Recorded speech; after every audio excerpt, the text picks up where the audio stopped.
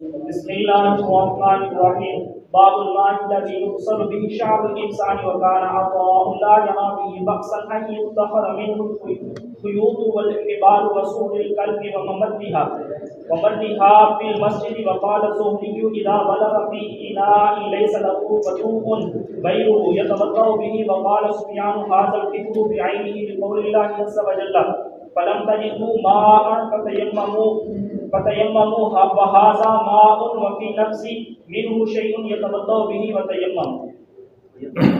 یہ باب ہے اس پانی کے بارے میں کہ جس کے ساتھ انسانوں کے بال دھوئے گئے ہوں. اور حضرت رضی اللہ تعالیٰ عنہ آپ یہ فرماتے ہیں کہ کوئی آدمی انسان کے بالوں کو بٹ لے یا ان کی رسیاں بنا لے تو اس میں کسی قسم کا کوئی حرج نہیں ہے. تو اور فرماتے ہیں کہ یہ باب ہے کتے کے جوٹے کے بارے میں اور کتوں کے مسجد میں سے گزرنے کے بارے میں. حضرت امام زہری رحمۃ اللہ تعالیٰ علیہ فرماتے ہیں کہ جب کتا پانی میں منہ ڈال لے تو فرماتے ہیں کہ ایسی صورت میں ایسے آدمی کے پاس وہی پانی موجود ہے جس پانی میں کتے نے اپنا منہ ڈالا تھا. تو ایسی صورت میں پھر اس پانی کے ساتھ وضو کیا جا سکتا ہے. اور حضرت سفیان یہ فرماتے ہیں کہ فقہ بعین ہی یہی ہے. اللہ تبارک و تعالیٰ کی ارشاد کی روشنی میں اگر تمہیں پانی میسر نہ ہو سکے تو پھر تم تیمم کر لو. یہ بھی پانی ہی ہے، لہذا پانی کی موجودگی تو ہے، لیکن اس پانی میں دل میں کچھ کھٹکا سا معلوم ہوتا ہے. بھی پانی تو ہے لیکن کتے نے اس میں منہ ڈالا ہوا ہے، اس لیے پھر اب وہ تیمم بھی کرے اور وضو بھی کرے.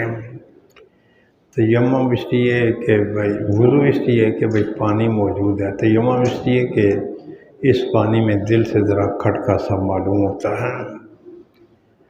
یہ امام بخاری رحمۃ اللہ تعالیٰ علیہ باب کا جب عنوان قائم کرتے ہیں تو باب کے عنوان میں یہ بڑی گہرائی اور بڑی باریکی میں جاتے ہیں.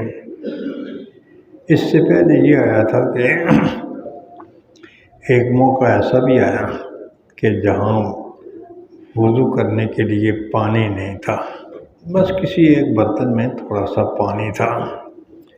وہ آقا نامدار صلی اللہ علیہ وسلم کی بارگاہ میں پیش کیا گیا تو آپ نے اس برتن میں اپنا دست اقدس ڈالا. تو جب آپ نے اس پیالے میں جس میں تھوڑا سا پانی تھا اپنا دست اقدس ڈالا تو اس سے پانی کے فوارے پھوٹ پڑے. تو جیسے کہ چشمہ ہوتا ہے، آپ کی انگلیوں کے نیچے سے پانی بہہ رہا تھا. اب یہاں یہ ہے کہ وہ جو پانی آپ کی انگلیوں مبارک کے ساتھ مل کر بہہ رہا تھا، آپ کی انگلیوں پر بال مبارک بھی تھے.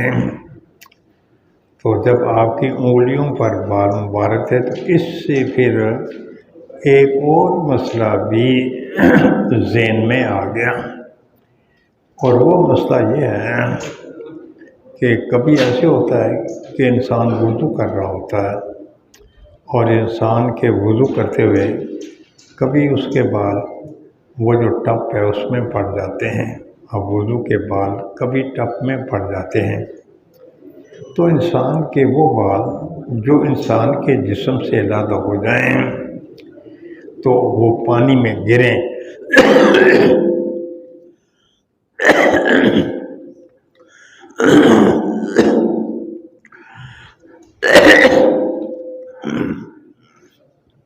پانی رہ گیا کریں بھائی.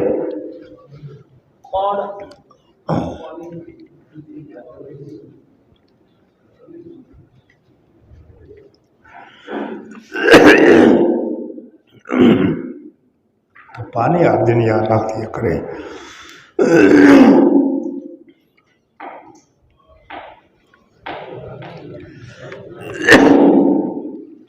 تو یہاں سے ایک اور مسئلہ بھی میرے پاس آ گیا، وہ یہ ہے کہ اگر انسان کے جسم سے بال علادہ ہو کر پانی میں گر جائیں تو کیا وہ پانی پاک ہے یا وہ پانی پاک نہیں ہے؟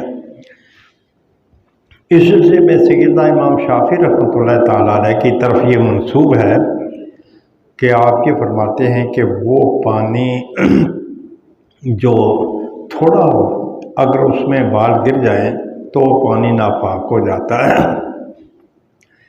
یہ حضرت امام شافعی رحمۃ اللہ تعالیٰ علیہ کی طرف منسوب ہی نہیں ہے بلکہ آپ کی ایک مستقل روایت ہے جو کہ آپ کی کتب میں موجود ہے۔ تو لہذا کہ اگر انسان کے جسم سے بال علادہ ہو کر پانی میں گر جائے تو کیا یہ پانی پاک ہے یا ناپاک ہے؟ حضرت امام شافعی کے نزدیک یہ ناپاک ہے، اور یہاں بھی چونکہ وہ پانی آقا نامدار صلی اللہ علیہ وسلم کے بال شریفوں کے ساتھ لگ کر آ رہا تھا، تو اس پانی کا کیا حکم ہے؟ تو حضرت امام بخاری رحمۃ اللہ تعالیٰ علیہ اور جمہور کا نقطہ نظر یہ ہے کہ اگر انسان کے بالوں کے ساتھ پانی لگ جائے تو یہ پانی پاک ہے، اس پانی میں کسی قسم کا کوئی حرج نہیں ہے، چاہے وہ بال انسان کے جسم کے ساتھ ہوں چاہے وہ بال انسان کے جسم کے ساتھ نہ ہوں۔ لیکن حضرت امام شافعی فرماتے ہیں کہ بھئی اگر آقا نامدار صلی اللہ علیہ وسلم کے بالوں کے ساتھ پانی لگ جائے تو وہ پاک ہے، لیکن یہ آپ کے خصائص میں سے ہے۔ ہر عام آدمی کے بالوں کا یہ حکم حضرت امام شافعی رحمۃ اللہ تعالیٰ علیہ کے نزدیک جائز نہیں ہے، بلکہ ان کا نقطہ نظر یہ ہے کہ اگر انسان کے بال انسان کے جسم سے علیحدہ ہو کر پانی میں گر جائیں تو یہ پانی ناپاک ہے، یہ ہے حضرت۔ تو اس بظاہر یہ معلوم نہیں ہو رہا تھا کہ آخر اس باب کی پہلے باب کے ساتھ مناسبت کیا ہے، وہ پانی آپ کے بال شریفوں کے ساتھ لگ کر بہہ رہا تھا، اس مناسبت کی وجہ سے امام شافعی رحمۃ اللہ حضرت امام بخاری رحمۃ اللہ تعالیٰ علیہ نے یہ باب قائم کر دیا ہے۔ تو فرماتے ہیں کہ حضرت عطا رحمۃ اللہ تعالیٰ علیہ یہ فرماتے ہیں کہ اگر انسان کے بالوں کو بٹا جائے یا اس کی رسیاں بنائی جائیں تو اس میں بھی کوئی حرج نہیں ہے، لیکن یہ حضرت عطا کا اپنا نقطہ نظر ہے کہ انسان کے بالوں کی رسیاں بٹی جائیں، بالوں کو بٹا جائے یا رسیاں بنائی جائیں اور پھر اس کو تصرف میں لایا جائے، یہ حضرت عطا کا اپنا نقطہ نظر ہے، ورنہ دیگر محققین کا یہ نقطہ نظر نہیں ہے، کیونکہ یہ جو انسان ہے انسان بعظمت ہے، تو جس طریقے سے انسان بعظمت ہے اسی طریقے سے اس کے جسم کا ہر حصہ بھی بعظمت ہے، اور یہ جو انسان ہے یہ بھی بعظمت ہیں، انسانوں کے بال جو ہیں یہ بھی بعظمت ہیں، لہذا جب انسان کے بال بعظمت ہیں نہ ان کو بٹ کر نہ ان کی رسیاں بنا کر اپنے تصرف میں لایا جا سکتا ہے۔ تو فرماتے ہیں کہ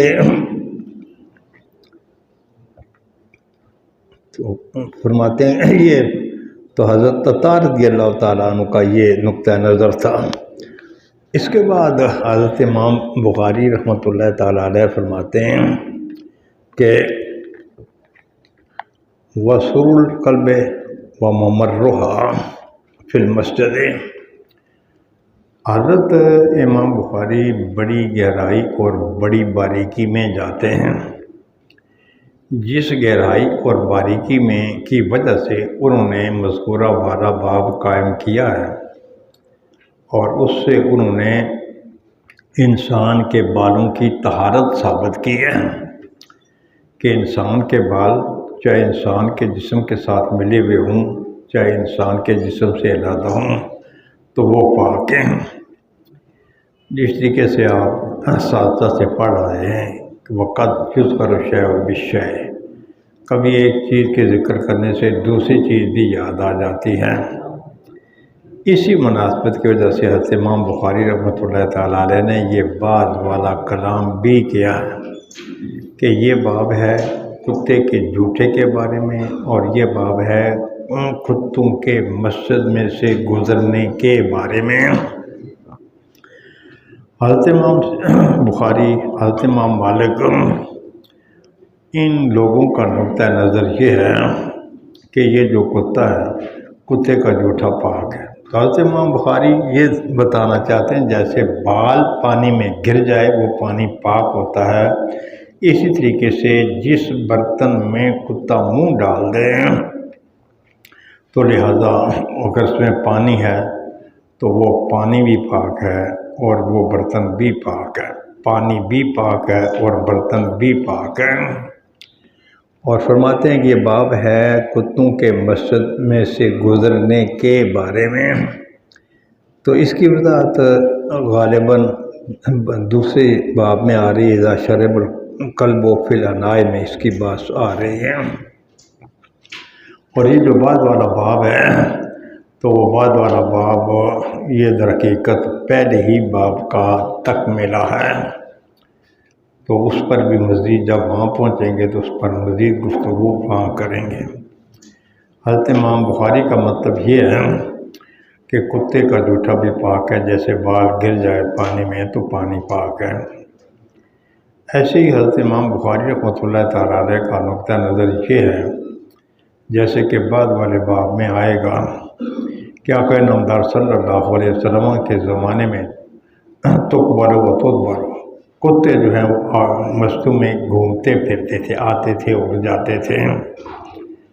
اور حضرت امام بخاری کا نقطہ نظر یہ ہے جب کتے مسجد میں آتے تھے جاتے تھے، مسجدیں کچی ہوتی تھیں، تو پھر واضح ہے کہ کتوں کا منہ کا جو پانی ہے وہ بھی مسجد میں گرتا ہوگا۔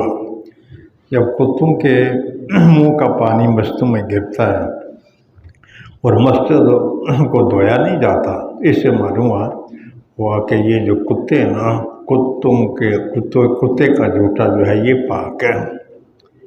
اور بعض روایات میں یہ بھی آتا ہے کہ کتے جو ہیں وہ مسجدوں میں گھومتے پھرتے رہتے تھے اور کتے مسجدوں میں پیشاب بھی کر دیتے تھے۔ تو خیر، تو اس سے معلوم ہوا کہ کتوں کا جھوٹا جو ہے وہ بھی پاک ہے۔ لیکن جہاں یہ آتا ہے کہ کتے مسجد میں پیشاب بھی کر دیتے تھے، تو اب یہ ہے کہ جہاں تک کتوں کے منہ کے پانی کا تعلق ہے یا کتوں کے پیشاب کرنے کا تعلق ہے مسجد میں، اس وقت مسجدیں کچی ہوتی تھیں۔ حناف کے نزدیک اگر مٹی پر کوئی ناپاک چیز گر جائے، جیسے مثلا یہ کتے کے منہ کا پانی یا پیشاب، جب وہ خشک ہوگا تو حنفیوں کے نزدیک وہ زمین پاک ہو جائے گی۔ اس لیے ہمارے نزدیک تو وہ زمین اس نقطۂ نظر کے پیش نظر پاک ہو جاتی ہے۔ کتوں کے مسجد میں گھومنے پھرنے سے یہ معلوم نہیں ہوتا کہ کتوں کا جو جھوٹا ہے وہ پاک ہے۔ یہ اس صورت میں ثابت ہو سکتا ہے یا کتوں کا جسم جو ہے وہ گیلا ہو، یا اس صورت میں ثابت ہو سکتا ہے کہ واقعتاً کتوں کا جو منہ کا پانی ہے وہ بھی مسجد میں گرا ہو۔ تو جب تک آپ یہ ثابت نہیں کریں گے کہ کتوں کے منہ کا پانی بھی مسجد میں گرتا تھا، کتوں کے منہ کا پانی بھی مسجد میں گرتا تھا، تو اس وقت تک آپ کا مقصد پورا نہیں ہو سکتا۔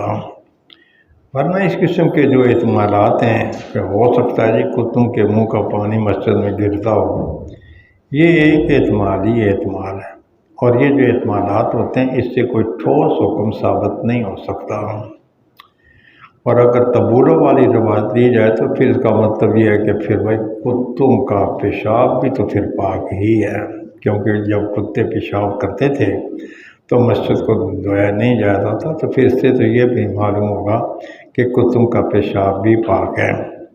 حالانکہ کتے کے جوٹے کو تو آپ پاک مانتے ہیں، لیکن کتے کے پیشاب کو آپ پاک نہیں مانتے، لیکن آپ جس طریقے سے استدلال کر رہے ہیں اس سے کتوں کے جوٹوں کا جو پاک ہونا بھی معلوم ہوتا ہے۔ تو فرماتے ہیں کہ امام زہری فرماتے ہیں اذا ولغ فی اناء لیس له وضوء غیرہ یتوضأ بہ۔ حضرت امام زہری رحمۃ اللہ تعالیٰ علیہ یہ فرماتے ہیں کہ جب کوئی کتا کسی برتن میں منہ ڈال دے، بس آدمی کے پاس وہی پانی موجود ہے جس میں کتے نے منہ ڈالا تھا۔ حضرت امام زہری فرماتے ہیں اگر اس کے علاوہ ایسے آدمی کے پاس کوئی اور پانی موجود نہیں ہے تو پھر اس پانی کے ساتھ، اسی پانی کے ساتھ وضو کر لیا جائے تو یہ جائز ہے۔ تو اب سوال یہ ہے کہ یہاں سے حضرت امام بخاری رحمۃ اللہ تعالیٰ علیہ کا مدعا کیسے ثابت ہوتا ہے؟ حضرت امام بخاری رحمۃ اللہ تعالیٰ علیہ کا مدعا یہاں سے اس طریقے سے ثابت ہوتا ہے کہ صرف اگر وہی پانی موجود ہے جس میں کتے نے منہ ڈالا تھا تو اور پانی موجود نہیں ہے۔ حضرت امام بخاری کا مطلب اس طریقے سے ثابت ہوتا ہے، بات وہی پانی موجود اور پانی موجود نہیں ہے۔ حضرت امام بخاری فرماتے ہیں کہ وہ پانی پاک ہے، اس لیے اسے کے ساتھ وضو کر لیا جائز ہے۔ ولیس لہ غیرہ کی قید کا مطلب یہ ہے کہ بھائی اس کا تعلق ہے نظافت کے ساتھ۔ نظافت کا کیا مطلب ہے؟ جیسے کہ اس کی وضاحت بعد میں آئے گی کہ ہے تو یہ پاک، لیکن پاک ہونے کے باوجود انسان کے دل میں کچھ کھٹکا سا رہتا ہے، کیا بھائی یہ کتے کا جوٹا پاک ہے یا نہیں؟ تو لیسا لوگ غیرہ کا اضافہ کر کے یہ بتایا کہ بھائی یہ جو اس کا تعلق نظافت کے ساتھ ہے، اس کا تعلق کوئی طہارت وغیرہ کے ساتھ نہیں ہے۔ تو فرماتے ہیں کہ اور اس کے پاس وہی پانی ہے، اس کے علاوہ کوئی اور پانی اس کے پاس نہیں ہے، تو اس کے ساتھ وضو کر لیں۔ حضرت سفیان ثوری رحمۃ اللہ تعالیٰ علیہ فرماتے ہیں کہ فقاہت بھی اسی میں ہے کہ اگر وہی پانی موجود ہے، اس پانی کے علاوہ کوئی اور پانی موجود نہیں ہے، تو پھر انسان جو ہے اس کے ساتھ وضو بھی کرے اور تیمم بھی کرے۔ کیوں؟ اس لیے کہ تیمم کو حکم تب ہے کہ جب پانی نہ ہو تو، لیکن یہاں تو پانی تو موجود ہے، لیکن ہے ایسا پانی جس میں کتے نے منہ ڈالا ہوا ہے، تو اس میں ذرا انسان کا دل جو ہے وہ مطمئن نہیں ہوتا، چونکہ یہاں یہ پانی ہے اس لیے اس کے ساتھ وضو بھی کرے گا، چونکہ انسان کا دل مطمئن نہیں ہوتا، لہذا وضو کرنے کے بعد پھر وہ اس پانی کے ساتھ تیمم بھی کرے گا۔ چلیں جی۔ قال حدثنا مالك بن اسماعيل قال حدثنا اسرائيل عن عاصم عن ابن سيرين قال قلت لعبيدة عندنا من شعر النبي صلى الله عليه وسلم أصلناه من قبل أنس أو من قبل أهل أنس فقال لأن تكون عندي شعرة منه أحب إلي من الدنيا وما فيها۔ تو حضرت ابن سیرین رحمۃ اللہ تعالیٰ علیہ فرماتے ہیں کہ میں نے حضرت عبیدہ کی خدمت میں یہ عرض کی کہ کیا آپ کے پاس آقا نامدار صلی اللہ علیہ وسلم کا کوئی منہ مبارک بھی ہے؟ تو پھر آپ نے فرمایا کہ ہمیں بھائی حضرت انس سے یا ان کے قبیلے کی طرف سے ہمیں آقا نامدار صلی اللہ علیہ وسلم کا ایک بال مبارک ہمیں موصول ہوا تھا، ملا تھا، اور پھر اس کا تذکرہ کرتے ہوئے وہ یہ فرماتے ہیں کہ آقا نامدار صلی اللہ علیہ وسلم کا وہ منہ مبارک جو ہمیں حضرت انس یا ان کے قبیلے کی طرف سے ملا تھا، تو آپ یہ فرماتے ہیں کہ وہ ہمارے نزدیک دنیا اور ما فیہا سے بھی زیادہ محبوب ہے جو ہمیں منہ مبارک حضور کا ملا تھا۔ بھائی اگر یہ منہ مبارک جسم سے ارادہ ہونے کے بعد اگر یہ پاک نہ ہو، نجس نہ ہو، تو پھر جو چیز ناپاک ہوتی ہے کیا وہ دنیا اور معافی ہاں سے زیادہ محبوب ہو سکتی ہے؟ تو حضرت عبیدہ رضی اللہ تعالیٰ عنہ کے قول سے معلوم ہوا کہ آقا نامدار صلی اللہ علیہ وسلم کے منہ مبارک آپ کے جسم سے ارادہ ہونے کے بعد بھی پاک ہیں، اور وہ ہمارے نزدیک دنیا اور معافیہ سے بھی زیادہ ہمیں عزیز ہیں۔ تو چلیں جی۔ قال حدثنا محمد بن عبد الرحيم قال حدثنا سعيد بن سليمان قال حدثنا عباد عن ابن عون عن ابن سيرين عن انس رضي الله تعالى عنه ان رسول الله صلى الله عليه وسلم لما حلق راسه كان ابو طلحه اول من اخذ من شعره حضرت انس رضی اللہ تعالیٰ عنہ سے مروی ہے، آپ فرماتے ہیں کہ جب آقا نامدار صلی اللہ علیہ وسلم نے حجۃ الوداع کے موقع پر اپنے بالوں کا حلق کروایا تو وہ جو آپ نے اپنے منہ مبارک جو ہے اپنے بالوں کا اپنی زلفوں کا حلق کروایا تو سب سے پہلے وہ بال جس آدمی کو میسر آئے تو وہ حضرت طلحہ رضی اللہ تعالیٰ عنہ تھے، وہ حضرت انس رضی اللہ تعالیٰ عنہ تھے۔ اور پھر آقا نامدار صلی اللہ علیہ وسلم نے حضرت انس رضی اللہ تعالیٰ عنہ کو یہ فرمایا کہ یہ جو بال ہیں نا تو یہ بال میرے لوگوں میں تقسیم کر دیں۔ تو پھر حضرت انس رضی اللہ تعالیٰ عنہ نے آقا نامدار صلی اللہ علیہ وسلم کے حکم کے مطابق وہ جو بال ہیں تو وہ لوگوں میں تقسیم کر لیے۔ اگر یہ بال ناپاک ہوتے تو پھر یہ الیاذ باللہ تعالیٰ پھر یہ دنیا معافیہ سے زیادہ محبوب نہ ہوتے۔ اگر یہ ناپاک ہوتے تو پھر آقا نامدار صلی اللہ علیہ وسلم کبھی بھی حضرت انس رضی اللہ تعالیٰ عنہ کو یہ نہ فرماتے کہ بھائی یہ میرے سر کے جو بال ہیں آپ لوگوں میں تقسیم کر دیں، اور وہ بال لوگوں میں تقسیم کر دیے گئے۔ تو خیر باقی واقعات آپ نے پڑھے ہوئے ہیں۔ خالد بن ولید کا واقعہ ہے کہ خالد بن ولید رضی اللہ تعالیٰ عنہ کو کہ ایسے ہوا کہ ایک جہاد میں تو ان کی ٹوپی سر مبارک سے نیچے گر گئی۔ خیر دو قسم کی روایتیں ہیں۔ تو وہاں بالکل آپ دشمن کے نرغے میں تھے، دشمن کے گھیرے میں تھے، پھنسے ہوئے تھے، لیکن جیسے ہی آپ کی ٹوپی نیچے گزری آپ چھلانگ لگا کر نیچے اترے اور ٹوپی اٹھائی اپنے سر مبارک پر رکھی۔ تو بعض لوگ ایسے کہتے ہیں کہ حضرت خالد بن ولید رضی اللہ تعالیٰ عنہ کو اس جہاد میں شکست ہو رہی تھی، لیکن بظاہر اس شکست کی کوئی وجہ معلوم نہیں ہو رہی تھی۔ تو صحابہ کرام فرماتے ہیں کہ ہم نے دیکھا کہ اچانک ایک اور سر پٹ گھوڑا دوڑاتے ہوئے آ رہی ہے، اور وہ فوراً گھوڑا دوڑاتے حضرت خالد بن ولید رضی اللہ تعالیٰ کے قریب پہنچ گئے۔ اور وہ اس لیے کہ وہ جو حضور کا منہ مبارک تھا اس دن وہ ٹوپی میں رکھنے کے بجائے بھول آئے تھے، اور پھر حضرت خالد بن ولید رضی اللہ تعالیٰ عنہ نے ان سے وہ منہ مبارک لیا اور پھر اپنی ٹوپی میں رکھا، اور پھر آپ نے جہاد شروع کر دیا۔ تو بہرحال جس چیز کی آقا نامدار صلی اللہ علیہ وسلم کے ساتھ نسبت ہو جائے تو وہ تو عظیم سے عظیم تر ہو جاتی ہے۔ تو آپ کے جو بال مبارک ہیں یہ تو آپ کے جسم مبارک کا حصہ ہے۔ چلیں جی۔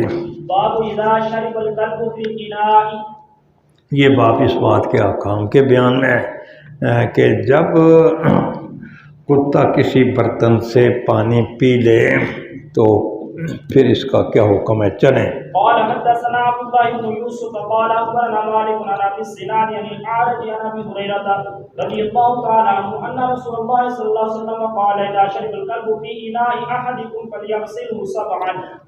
تو حضرت سیدنا ابو ہریرہ رضی اللہ تعالیٰ عنہ فرماتے ہیں کہ آقا نامدار صلی اللہ علیہ وسلم نے فرمایا جب کتا تمہارے برتن میں سے کسی ایک برتن سے پانی پی لے تو اس سے 7 مرتبہ دھویا جائے۔ چلیں۔ قال حدثنا اسحاق قال اخبرنا عبد الصمد قال حدثنا عبد الرحمن بن عبد الله بن عبد الله بن دينار قال سمعت أبي عن أبي صالح عن أبي هريرة رضي الله تعالى عنه عن النبي صلى الله عليه وسلم أن رجلا رأى كلبا يأكل الثرى من العطش فأخذ الرجل خبه فجعل يغرف له به حتى أراه فشكر الله له فأدخله الجنة. فقال أحمد بن شبيب قال حدثنا أبي عن يونس عن ابن شهاب قال حدثني حمزة بن عبد الله عن أبيه قال كانت الكلاب تقبل وتدبر في المسجد في زمان رسول الله صلى الله عليه وسلم فلم يكونوا يرشون شيئا من ذلك. تو خیر پہلی حدیث پاک میں آتا ہے سیدنا ابو ہریرہ رضی اللہ تعالیٰ نے فرمایا اگر کتا تمہارے برتن میں سے کسی ایک برتن میں پانی پی لے تو اسے چاہیے کہ پھر وہ برتن 7 مرتبہ دھویا جائے. اور بعض روایات میں یہ آتا ہے کہ 8ویں مرتبہ اس برتن کو مانجا بھی جائے. یہ تو اب جن لوگوں کا نقطہ نظر یہ ہے وہ حضرت امام مالک بھی ہیں، حضرت امام بخاری بھی ہیں، جو یہ کہتے ہیں کہ کتے کا جوٹھا پاک ہے. اگر کتے کا جوٹھا پاک ہے تو پھر کتے کے جوٹھے برتن کو 7 مرتبہ دھونے کا 8ویں مرتبہ مانجنے کا حکم کیوں ہے؟ تو ان پر یہ اعتراض ہوتا ہے. تو ان کے علاوہ باقی جمہور کا نقطہ نظر یہ ہے کہ اگر کتا کسی برتن سے پانی پی لے تو کتے کے کسی برتن سے پانی پینے کی وجہ سے اس برتن کو اگر 3 مرتبہ دھویا جائے تو وہ پاک ہو جاتا ہے. 3 مرتبہ، جیسے کہ باقی جو نجاستیں ہیں تو ان کو بھی اگر 3 مرتبہ دھویا جائے تو وہ پاک ہو جاتے ہیں. حضرت ابو ہریرہ رضی اللہ تعالیٰ عنہ سے یہ روایت تو منقول ہے کہ کتے کے جوٹھے پانی کو برتن کو 7 مرتبہ دھویا جائے، لیکن ان کا فتویٰ یہی ہے کہ وہ جو کتے کا جوٹھا برتن ہے وہ 3 مرتبہ دھونے سے پاک ہو جاتا ہے. تو جب کسی راوی کا فتویٰ ہی اس کے روایت کے خلاف ہو تو اس کی روایت کا کوئی اعتبار نہیں ہوتا. اس لیے سیدنا ابو ہریرہ رضی اللہ تعالیٰ عنہ کا فتویٰ جب ان ہی کی بیان کردہ اس روایت کے خلاف ہے تو اس کا کوئی اعتبار نہیں ہے. اب سوال یہ پیدا ہوتا ہے کہ جب کتے کا جوٹھا برتن پاک ہے تو پھر اس کو 7 مرتبہ دھونے کا 8ویں مرتبہ مانجنے کا حکم کیوں ہے؟ تو خیر کتے کے جوٹھے کے بارے میں مختلف قسم کی روایات ہیں اور ان روایات کا دار و مدار در حقیقت اس وقت کتوں کے بارے میں جو احکام تھے اس کا دار و مدار ان پر ہے. تو ایک مرتبہ حضرت سیدنا جبریل علیہ السلام نے فرمایا کہ جس گھر میں کتا ہونا میں نے اس گھر میں داخل نہیں ہونا. تو آقا نامدار صلی اللہ علیہ وسلم نے صحابہ کرام کو یہ حکم دیا کہ سرزمین مدینہ میں کوئی کتا بھی باقی نہ رہے. صحابہ کرام فرماتے ہیں کہ پھر ہم نے سرزمین مدینہ میں کوئی کتا نہیں آنے دیا. جو بھی مدینہ شریف کے ہاتھ میں جو کتا داخل ہونا چاہتا ہم اس کو جان سے مار دیتے ہیں. ابتداءً یہ حکم تھا. اس کے بعد اس حکم میں تھوڑی سی تبدیلی آئی اور وہ تبدیلی یہ تھی کہ حضور سرور کونین صلی اللہ علیہ وسلم نے فرمایا کہ بھئی اگر سیاہ کتا آئے نا اسے مارنا ہے کیونکہ یہ ایک قسم کا شیطان ہوتا ہے. اس کے علاوہ باقی کتوں کو نہیں مارنا. یہ ذرا تخفیف ہو گئی. اس کے بعد پھر ایک مرتبہ آقا نامدار صلی اللہ علیہ وسلم نے فرمایا مالی وللکلاب، مجھے کتوں سے کیا سروکار ہے. تو یہ اب 3 قسم کی روایات ہو گئیں کتوں کے بارے میں. 7 مرتبہ دھونے کا حکم ابتداءً تھا اور 3 مرتبہ دھونے کا حکم بعد میں آیا. تو لہٰذا پھر اب کتے کے جوٹھے برتن کو اگر 3 مرتبہ دھویا جائے تو پاک ہو جاتا ہے. اب حضرت امام بخاری، حضرت امام مالک یہ فرماتے ہیں کہ کتے کا جوٹھا برتن بھی پاک ہے اور کتے کا جوٹھا پانی بھی پاک ہے. اور کتے کے جوٹھے برتن کو جو 7 مرتبہ یا 3 مرتبہ دھونے کا حکم ہے یہ امر تعبدی ہے۔ امر تعبدی کا کیا مطلب ہے تو یہ پانی پاک، یہ برتن پاک، لیکن اس کے باوجود اس کو 3 مرتبہ دھونے کا جو حکم ہے وہ ہماری سمجھ سے بالا تر ہے۔ امر تعبدی کا مطلب یہ ہوتا ہے کہ بھئی پانی بھی پاک، برتن بھی پاک، لیکن اس کے باوجود آقا نامدار صلی اللہ علیہ وسلم نے جو کتے کے جھوٹے پانی اور برتن کو 3 یا 7 مرتبہ دھونے کا حکم دیا، تو یہ امر تعبدی ہے کہ پاک ہونے کے باوجود اس کے دھونے کا حکم ہے، اور یہ ہماری سمجھ سے بالا تر ہے۔ یہ ان لوگوں کا نقطہ نگاہ ہے، لیکن یہ ہے کہ یہ امر تعبدی نہیں ہے، بلکہ جمہور کے نزدیک جس برتن میں کتے نے منہ ڈال دیا اگر اس میں پانی ہے، وہ پانی بھی ناپاک ہے اور ناپاک اور نجس ہے، اور وہ برتن بھی ناپاک ہے، لہذا اس پانی کو بہا دیا جائے گا اور اس برتن کو دھویا جائے گا۔ اب یہاں دیکھیں کہ یہاں بھی تو یہ کوئی ایسی روایت نہیں آئی ہوئی کہ جس روایت میں یہ آیا ہو کہ جس میں کتوں کے گزرنے وغیرہ کا حکم ہو، کتوں کے گزرنے وغیرہ کا حکم ہو۔ تو پہلے جو آیا تھا وہ یہ تھا کہ اچھا جی کتے مسجد میں بھی جاتے ہیں۔ اس کے بارے میں نے یہ کہا تھا کہ یہ جو باب ہے نا، یہ باب ہے، باب در باب ہے، یہ پہلی باب کا ایک تکملہ ہے، ورنہ لازم آئے گا کہ دونوں کی بابوں کی مناسبت سے دونوں بابوں میں کوئی حدیث پاک حضرت امام بخاری نہیں لائے۔ اگلی جو حدیث پاک مولانا صاحب نے پڑھی ہے، یہ بھی حضرت امام بخاری رحمۃ اللہ تعالیٰ علیہ کی اس بات پر دلیل ہے کہ کتے کا جھوٹا جو پانی ہوتا ہے وہ پاک ہے۔ حضرت ابو ہریرہ رضی اللہ تعالیٰ عنہ سے مروی ہے، آپ فرماتے ہیں کہ نبی کریم صلی اللہ علیہ وسلم نے فرمایا کہ ایک آدمی نے کتے کو دیکھا کہ وہ پیاس کی وجہ سے پانی کی تری چاٹ رہا ہے، تو ایک آدمی نے ایسے کیا کہ اپنا موزہ لیا۔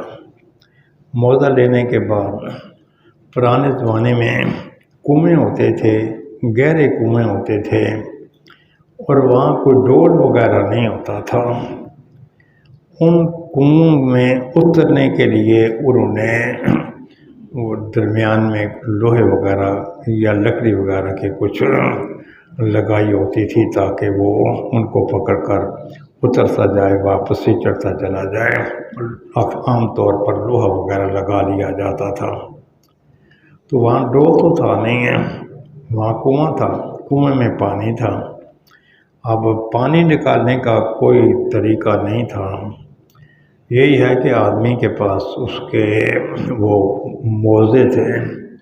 پرانے زمانے کے اگر آپ جوتے یا موزے دیکھیں نا، وہ بہت بڑے بڑے ہوتے تھے، بڑے موٹے بھی ہوتے تھے، جوتے بھی بڑے موٹے ہوتے تھے، موزے بھی بڑے موٹے چمڑے کے ہوتے تھے۔ تو اس لیے وہ فرماتے ہیں کہ جب ایک آدمی نے یہ دیکھا کہ کتا پیاسا ہے، اس نے ایسے کیا کہ وہ کنویں میں نیچے اترا، اور نیچے اترنے کے بعد اس نے اپنا وہ موزہ بھرا، پانی کا موزہ بھرا۔ بھرنے کے بعد اس نے اس کو اپنے منہ میں پکڑا، اور منہ میں پکڑنے کے بعد وہ پانی باہر لایا۔ پانی باہر لانے کے بعد اس نے کتے کو وہ پانی پلایا۔ اللہ تبارک و تعالیٰ نے اس کے اس عمل کو شرف قبولیت سے نوازا، اور شرف قبولیت سے نوازتے ہوئے ایسے آدمی کو جنت میں داخل کر دیا۔ تو یہ شبیب فرماتے بیان کیا مجھ سے، میرے والد نے فرماتے ہیں کہ یونس نے وہ ابن شہاب سے فرماتے بیان کیا مجھ سے، حمزہ بن عبداللہ نے اپنے والد سے، وہ فرماتے ہیں کانا تل کے لاؤ تقبل و تدبر فی المسجد، تدبر فی المسجد، کہ یہ جو کتے ہیں یہ ایک علیحدہ اور دلیل ہے، مسجدوں میں گھومتے پھرتے رہتے تھے، اور پھر آقا نامدار صلی اللہ علیہ وسلم کتوں کے مسجد میں گھومنے پھرنے کی وجہ سے اس پر پانی نہیں بہایا کرتے تھے، مگر یہ ایک علیحدہ دلیل ہے۔ پہلی دلیل اس طریقے سے ہے کہ بھائی اگر کتے کا جوٹا پاک نہ ہوتا تو جس آدمی نے اپنے موضع میں پانی لا کر باہر کتے کو پانی پلایا ہے تو پھر تو اس کا موضع ناپاک ہو جاتا۔ تو پھر بھائی کوئی آدمی کتے کی خاطر اگر اس کا جوٹا ناپاک ہوتا اپنے موضع کو ناپاک نہ کرتا۔ تو جب موضع میں پانی لا کر کتے کو پلایا گیا تو اس سے معلوم ہوا کتے کا جوٹا پاک ہے اور وہ جو موضع ہے وہ بھی پاک ہے، جس طریقے سے ان کے نزدیک وہ برتن بھی پاک ہے جس میں کتے نے منہ ڈالا ہو وہ بھی پاک ہے۔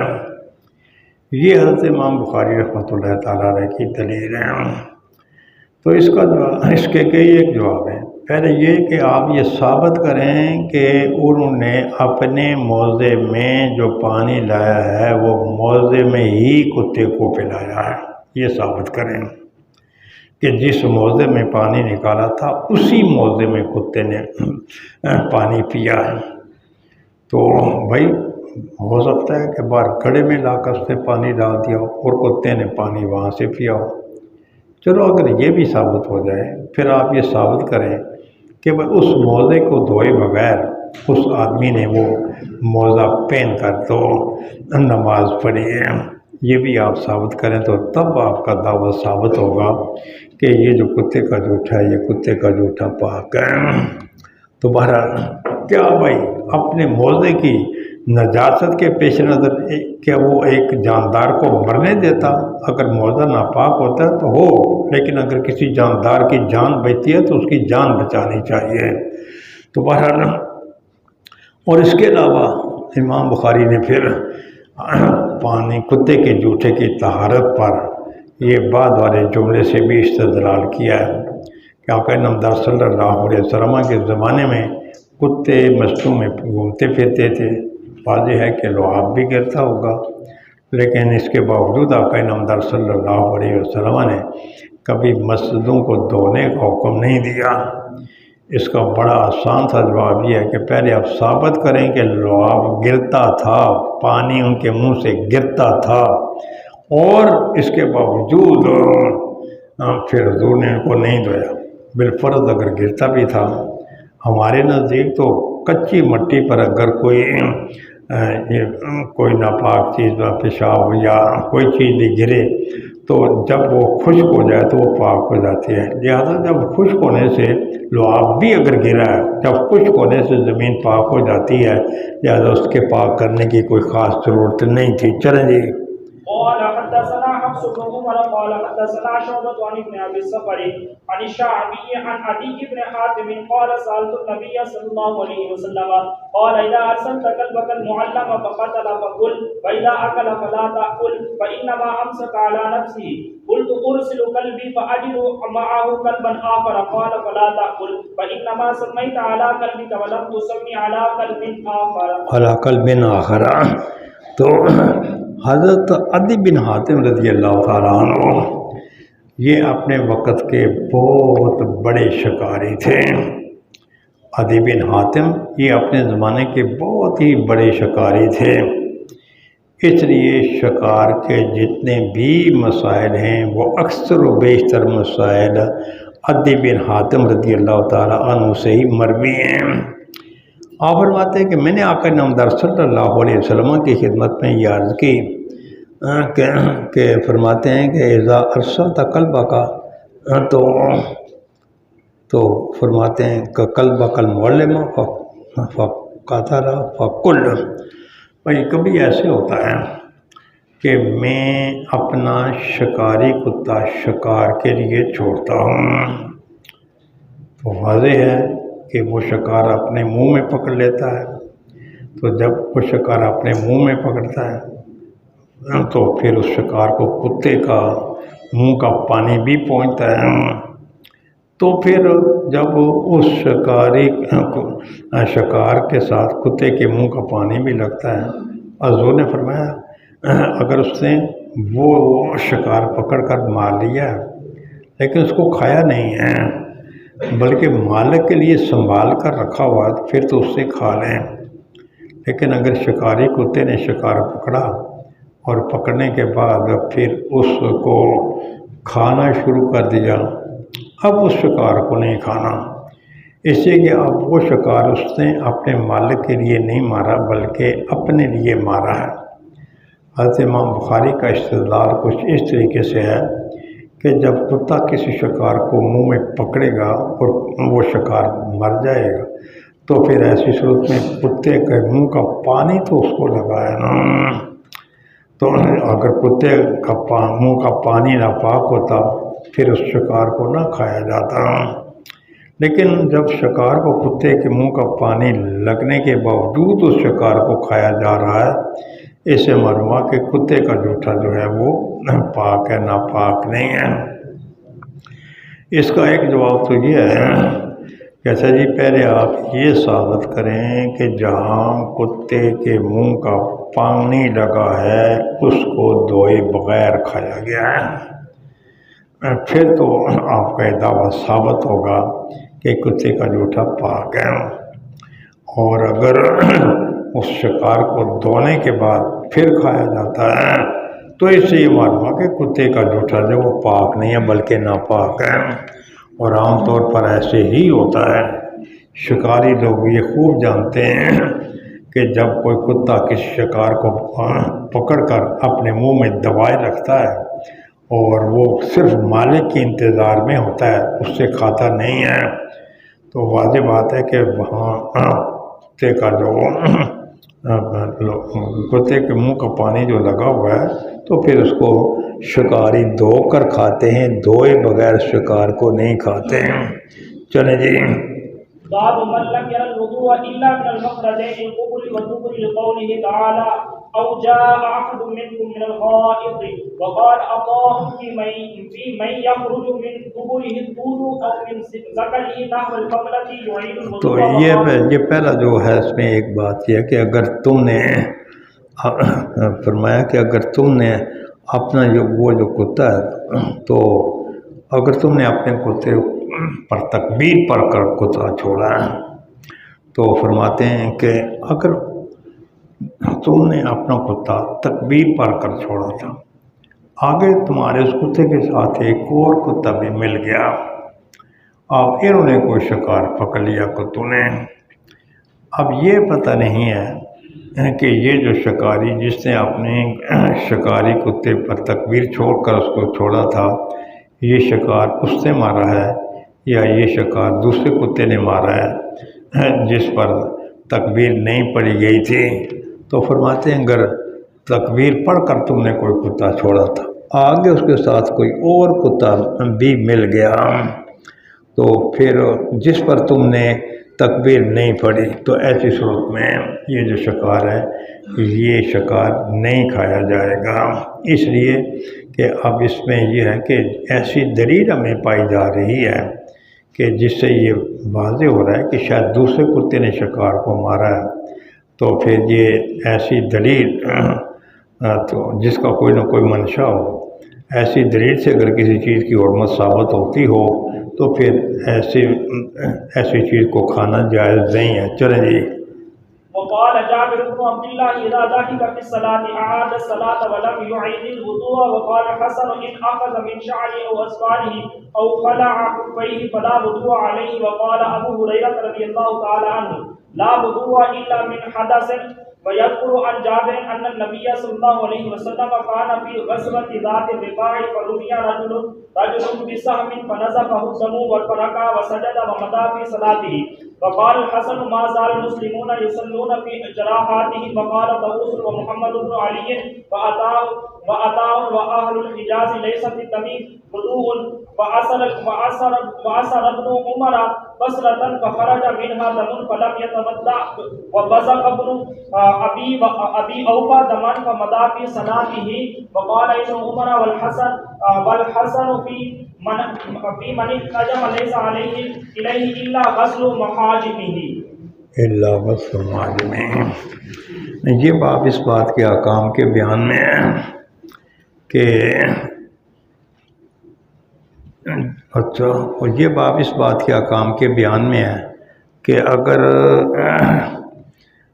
کچھ لوگوں کا نقطہ نظر یہ ہے کہ جو چیز مخرجین سے خارج ہو وہ ناقض وضو ہے۔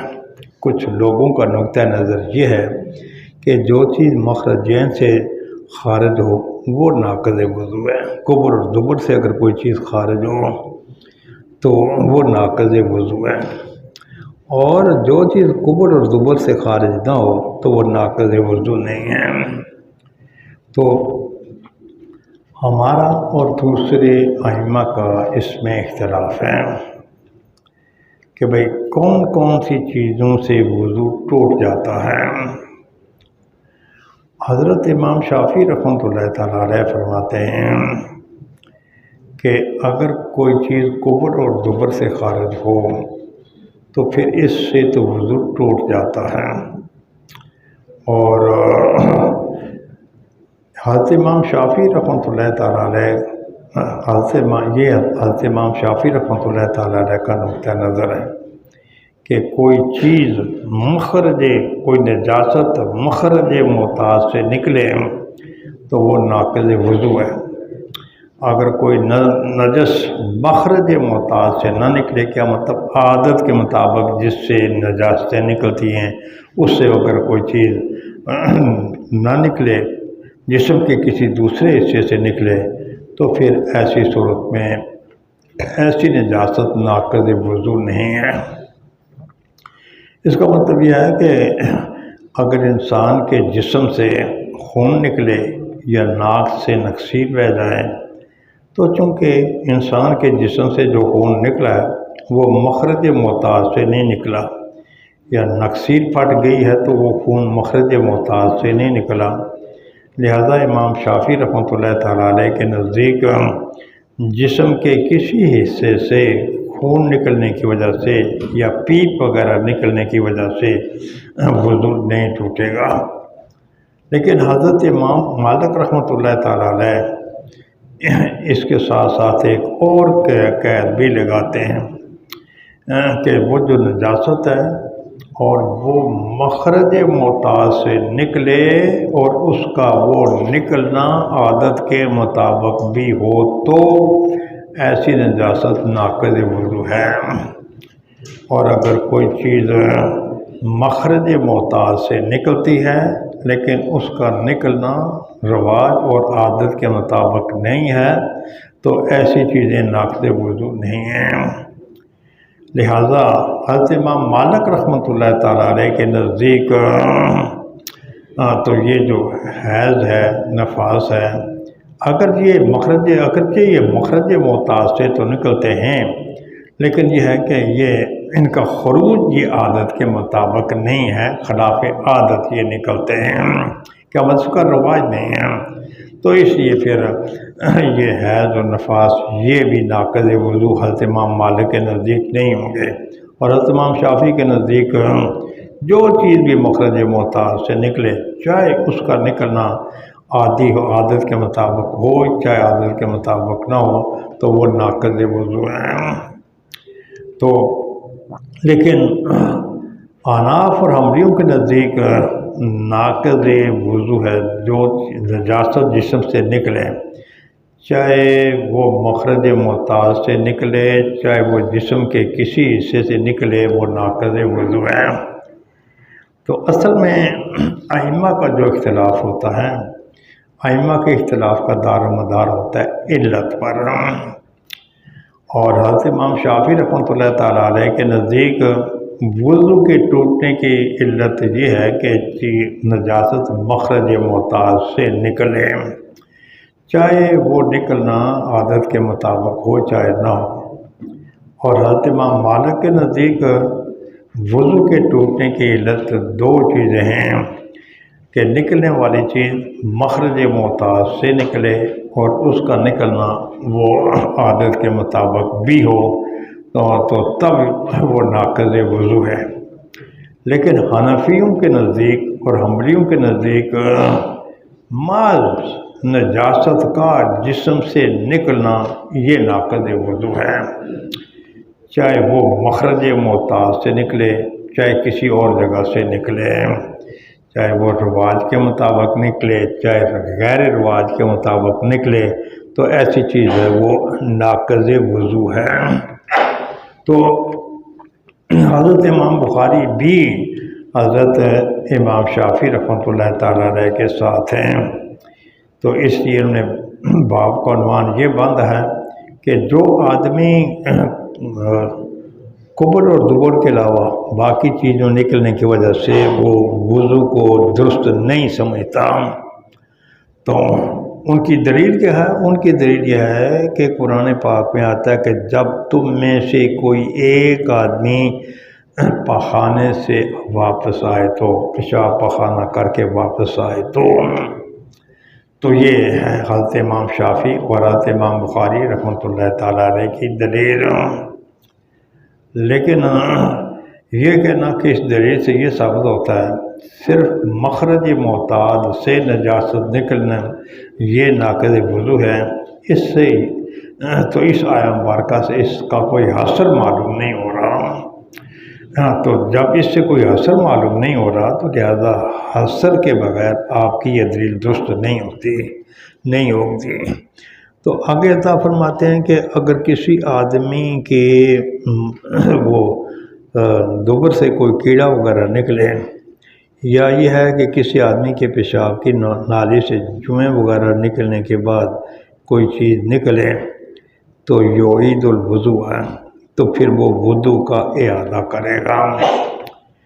تو حضرت عطا کا جو مسلک ہے کہ انسان کے دوبر سے کوئی کیڑا نکلا یا یہ کہ پیشاب کی نالی سے جو وغیرہ کی طرح کوئی چیز نکلی، چاہے اس پر نجاست کے اثرات ہوں چاہے اس پر نجاست کے اثرات نہ ہوں، بہرحال ایسی چیزوں کے خارج ہونے کی وجہ سے انسان کا وضو ٹوٹ جاتا ہے۔ لیکن اس سلسلے میں یہ جو حنفی ہیں، حنفیوں کا مسلک کیا ہے؟ حنفی کہتے ہیں کہ اگر انسان کے دوبر سے کوئی کیڑا وغیرہ نکلے، اگر اس پر نجاست کی طریقے اثرات ہیں تو پھر تو وہ ناقض وضو ہوگا، اور اگر وہ خشک ہو اس پر نجاست کے آثار وغیرہ نہیں ہیں تو پھر ایسی صورت میں انسان کے دوبر کی وجہ سے کیڑا نکلنے کی وجہ سے وضو نہیں ٹوٹے گا۔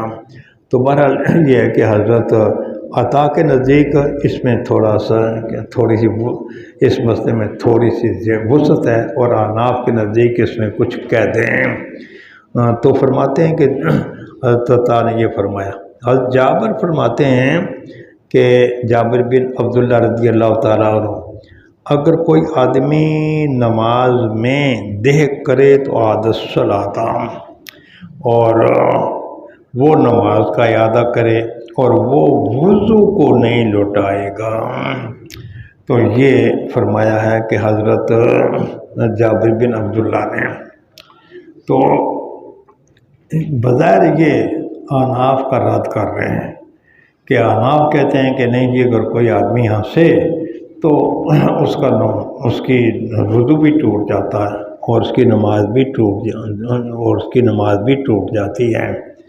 لیکن حضرت جابر سے جو کچھ مروی ہے اس سے یہ معلوم ہوتا ہے کہ دیکھ سے یہ وضو تو ٹوٹ جاتا ہے، یہ نماز تو ٹوٹ جاتی ہے لیکن وضو نہیں ٹوٹتا۔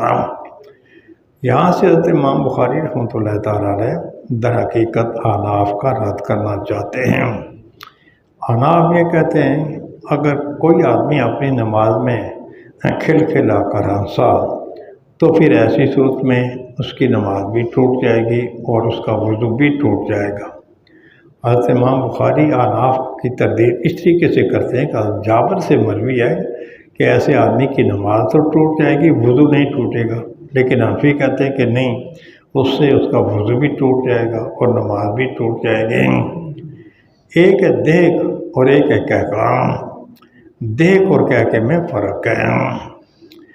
دیکھ کے بارے میں جو نقطہ نظر آپ کا ہے، ہمارا بھی نقطہ نظر وہی ہے۔ دیکھ کا مطلب یہ ہے کہ اپنے ہونٹوں کو سے تبسم کرنا، دیکھ یہ ہے کہ تبسم کرنا، اپنے ہونٹوں کی شکل و صورت یہ ہنسنے والی جیسے بلانا، یہ ہے دیکھ۔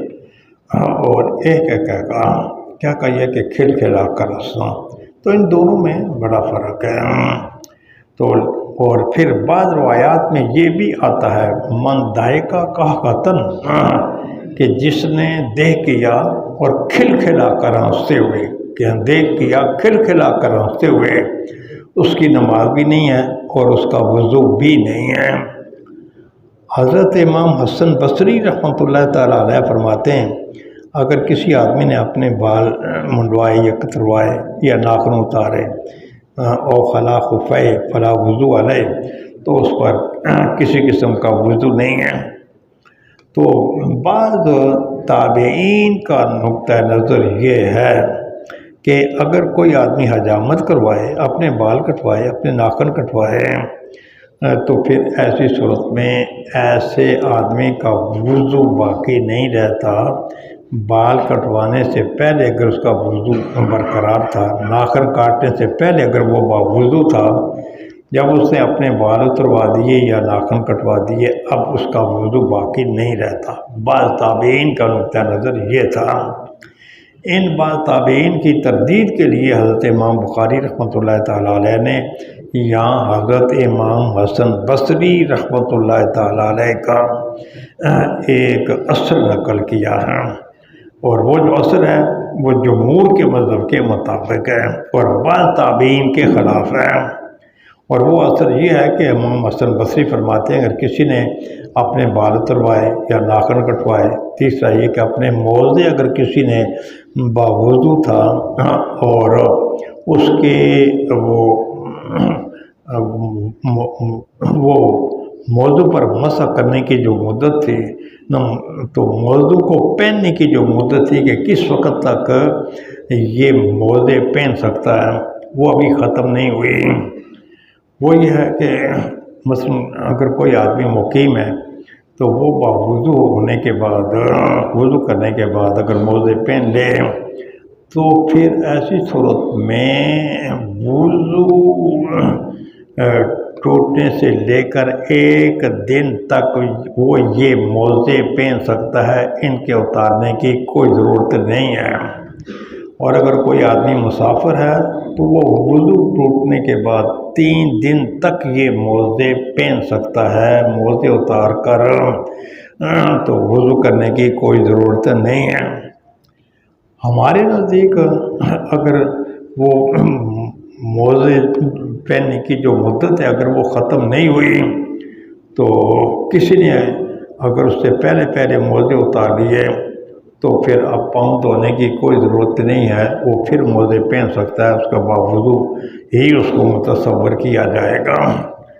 لیکن حضرت امام مالک فرماتے ہیں اگر کسی آدمی نے اپنے موزے اتار لیے تو ابھی تک اس کے موزے پہننے کی مدت ختم نہیں ہوئی، تو ایسی صورت میں اگر وہ فوری طور پر موزے پہن لے پھر تو اس کا وضو برقرار رہے گا، اور اگر موزے اتارنے کے بعد اس نے کچھ دیر کر دی، اگرچہ اس کے موزے پہننے کی مدت ختم نہیں ہوئی، تو حضرت امام مالک رحمۃ اللہ تعالیٰ علیہ کے نزدیک وہ پھر دوبارہ وضو کرے گا۔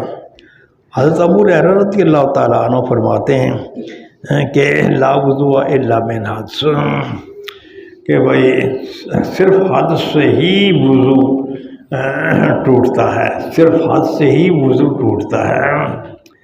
تو خیر حدث کا معنی حضرت ابو ہریرہ نے خود پہلے کیا بیان فرمایا ہے، فسا اور درات۔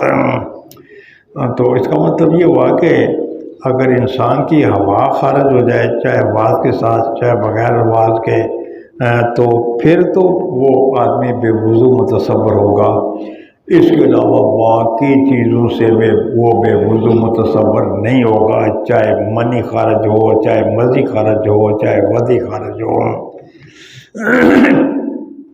تو لہذا حضرت امام بخاری کا یہ استدلال حضرت ابو ہریرہ کے اس ارشاد سے کہ حدث سے ہی وضو ہوتا ہے اور حدث کا معنی ہے فسا اور درات، یہ درست نہیں ہے، بلکہ ان کے علاوہ بھی تو بہت سی اور چیزیں جن سے وضو ٹوٹ جاتا ہے، مثلا منی کا خروج اور دوسری چیزوں کا ودی کا خروج، اور اسی طریقے سے مزی منی بدی کا خروج وغیرہ ہو تو ان سے بھی وضو ٹوٹ جاتا ہے۔ لہذا یہاں کوئی حدث یہ جو ہے وہ حاصل نہیں ہے، تاکہ اس سے حضرت امام بخاری رحمۃ اللہ تعالیٰ علیہ کا مدعا ثابت ہو کہ صرف مخرجین سے خروج سے ہی وضو ٹوٹتا ہے، باقی چیزوں سے وضو نہیں ٹوٹتا۔ اس کے بعد حضرت امام بخاری رحمۃ اللہ تعالیٰ علیہ ایک اور دلیل بھی ذکر کرنا چاہتے ہیں، لیکن اس دلیل کو وہ ذکر کر رہے ہیں وہ یذکر عن جابر، تو اس دلیل کو حضرت امام بخاری رحمۃ اللہ تعالیٰ علیہ مجہول کے سیغے سے ذکر کر رہے ہیں۔ تو جب کسی دلیل کو مجہول کے سیغے سے ذکر کیا جائے تو اس سے حدیث کے ضعف کی طرف اشارہ ہے، یا پھر یہاں مجہول کے سیغے کو جو ذکر کیا گیا ہے، اس کا مطلب یہ ہے کہ بھائی حضرت جابر رضی اللہ تعالیٰ عنہ کی یہ جو روایت ہے نا، تو یہ بخاری شریف میں تفصیل کے ساتھ مذکور نہیں ہوگی۔ وہ یہ ہے کہ آقا نامدار صلی اللہ علیہ وسلم آپ غزوہ ذات الرقا میں تھے۔ غزوہ ذات الرقا کا مطلب یہ ہے کہ جس جنگ میں صحابہ کرام پیدل چل رہے تھے اور ان کے پاؤں پھٹتے تھے اور وہ اپنے کپڑوں کی ٹاکیاں بنا بنا کر اپنے پاؤں پر لگاتے تھے، تو کہتے ہیں کہ ایسی صورتحال کے پیش نظر آقا نامدار صلی اللہ علیہ وسلم نے پہاڑی پر 2 آدمیوں کی ڈیوٹی لگائی، اور ان 2 آدمیوں میں سے ایک مہاجر تھے اور ایک انصاری تھے۔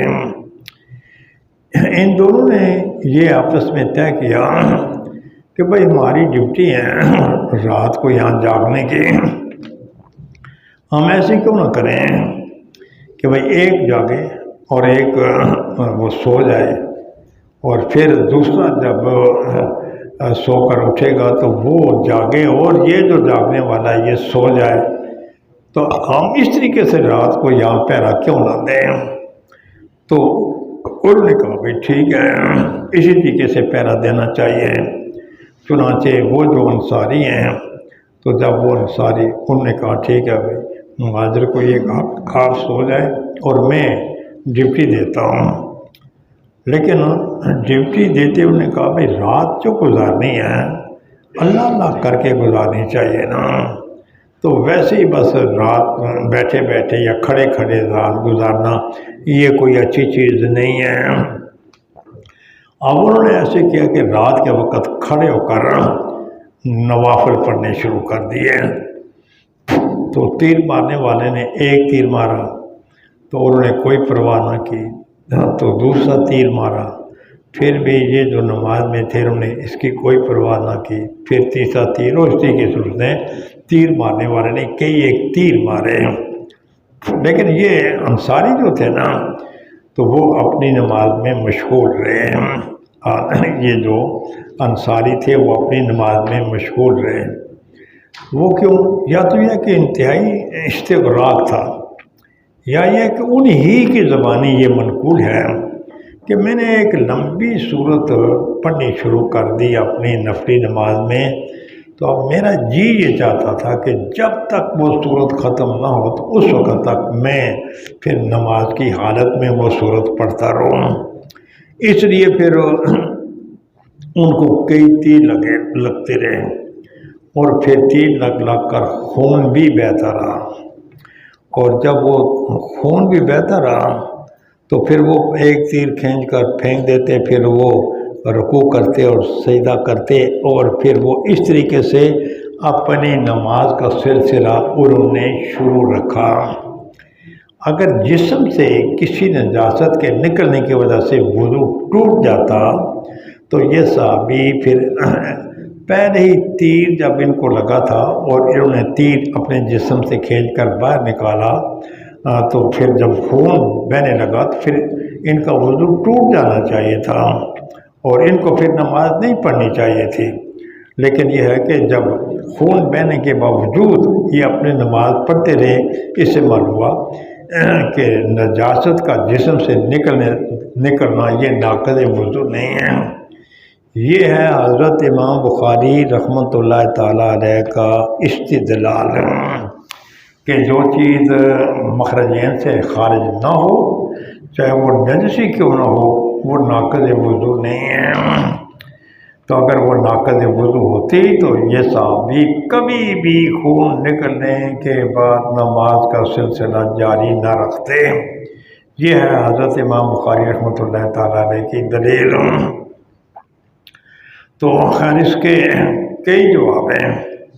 ایک جواب تو یہ ہے کہ جیسے کہ خود علامہ نووی نے جو شافعی ہیں، شافعی ہونے کے باوجود انہوں نے فرمایا کہ بھائی جب مہاجر بیدار ہوئے تو انہوں نے اپنے انصار بھائی کے ساتھ لگے ہوئے خون کو دیکھ کر بڑے حیران رہ گئے۔ اس سے معلوم ہوا کہ وہ جو خون ہے وہ خون ان کے جسم کے ساتھ چمٹا ہوا تھا، لگا ہوا تھا۔ تھوڑی دیر کے لیے اگر ہم یہ مان لیں کہ خروج دم یہ ناقض وضو نہیں ہے، یہ تو آپ بھی مانتے ہیں نا یہ نجس ہے۔ اگر یہ نجس ہے تو پھر جسم تو ناپاک ہو گیا تھا نا، تو جسم کی ناپاکی کے باوجود پھر ان کی نماز کس طریقے سے ہوئی؟ تو خیر علامہ فتح الباری نے اور دوسرے شوافے نے یہاں اپنے مسلک کو بچانے کے لیے ایک بڑی کمزور سی تعویل کی ہے اور جو محققین کے شایان شان نہیں ہیں، اور وہ یہ ہے، وہ کہتے ہیں کہ وہ جو خون نکل رہا تھا نا وہ دھار سے نکل رہا تھا، وہ جسم پر پڑا ہی نہیں ہے، پڑتا ہی نہیں تھا، دور جا کر گرتا تھا۔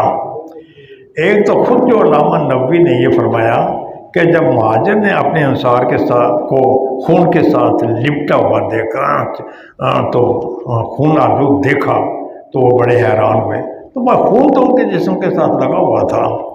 پھر یہ ہے کہ دھار سے جو خون نکلتا ہے ٹھیک ہے وہ دور بہتا ہے، لیکن خون ہمیشہ دھار سے نہیں نکلتا۔ جب ابتدا نکلتا ہے تو اس میں زور ہوتا ہے، وہ دھار سے نکلتا چلا جاتا ہے۔ جب اس میں کمی واقع ہوتی چلی جاتی ہے وہ دھار سے نہیں نکلتا بلکہ وہ ایک ایک قطرہ ہو کر نکلتا ہے اور وہ جسم پر گرتا جاتا ہے۔ تو بہرحال اگر یہ کہا جائے کہ بھئی چلو یہ خون جو ہے یہ نکلنے سے وضو نہیں ٹوٹتا، خون جسم کے ساتھ تو لگا ہوا تھا، اس کا مطلب یہ کہ ناپاک جسم کے ساتھ نماز پڑھنی جائز ہے۔ دوسری بات یہ کہ یہ جو صحابی ہیں یا تو یہ استغراق میں تھے اس لیے وہ اس حالت میں نماز پڑھتے رہے، یا یہ کہ ان کو یہ مسئلہ معلوم نہیں تھا کہ بھائی خون بہنے سے بھی وضو ٹوٹ جاتا ہے، تو اس لیے پھر وہ اس حالت میں نماز پڑھتے رہے۔ چلیں ٹھہرے جی۔ اور قال الحسن، تو امام حسن بصری رحمۃ اللہ تعالیٰ علیہ فرماتے ہیں کہ بھائی ہمیشہ سے مسلمان زخمی ہونے کی حالت میں نمازیں پڑھتے رہے ہیں۔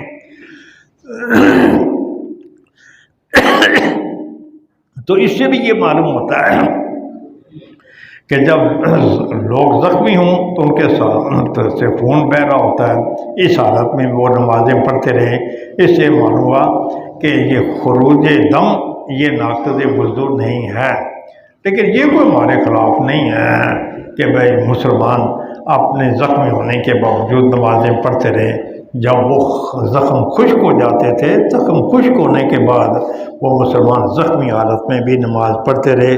تو اس سے بھی حضرت امام بخاری رحمۃ اللہ تعالیٰ علیہ کی کوئی دلیل نہیں بنتی۔ چلیں جی آگے فرمایا وقالا، ایک اور دلیل حضرت امام بخاری رحمۃ اللہ تعالیٰ علیہ پیش کر رہے ہیں، اور وہ فرماتے ہیں، اور یہ میں نے پہلے بھی آپ کو یہ بتایا ہوا ہے کہ جب حضرت امام بخاری ووٹنگ شروع کر دیں نا تو پھر اس سے معلوم ہوتا ہے کہ یہاں معاملہ گڑبڑ ہے۔ یہاں بھی اب انہوں نے ووٹنگ شروع کر دی، اور ووٹنگ کس طریقے سے؟ حضرت طاؤس، محمد بن علی، عطا، اہل حجاز، یہ سارے کے سارے کہتے ہیں کہ خون بہنے کی وجہ سے وضو نہیں ہے۔ تو یہ حضرت امام بخاری رحمۃ اللہ تعالیٰ علیہ نے دلیل پیش کی ہے۔ تو پہلے تو انہوں نے کچھ افراد کے نام لیے، طاؤس، محمد بن علی، عطا، یہ نام پیش کیے ہیں۔ یہ جتنے نام ہیں یہ سارے کے سارے تابعین کے نام ہیں۔ اور پھر امام اعظم رضی اللہ تعالیٰ عنہ یہ تابعی نہیں تھے، تابعی ہی نہیں تھے، بلکہ یہ تابعین کے سردار تھے۔ حضرت سیدنا امام اعظم ابو حنیفہ رحمۃ اللہ تعالیٰ علیہ فرماتے ہیں اگر کوئی چیز قرآن پاک اور حدیث سے ثابت ہو وہ ہمارے سر آنکھوں پر، اور اگر کوئی صحابہ کرام سے ثابت ہو وہ بھی ہمارے سر آنکھوں پر، اور اگر کوئی چیز تابعین سے ثابت ہوتی ہے تو تابعین کوئی چیز بیان کرتے ہیں، تابعین کا بیان کرنا ہمارے لیے کوئی حجت نہیں ہے۔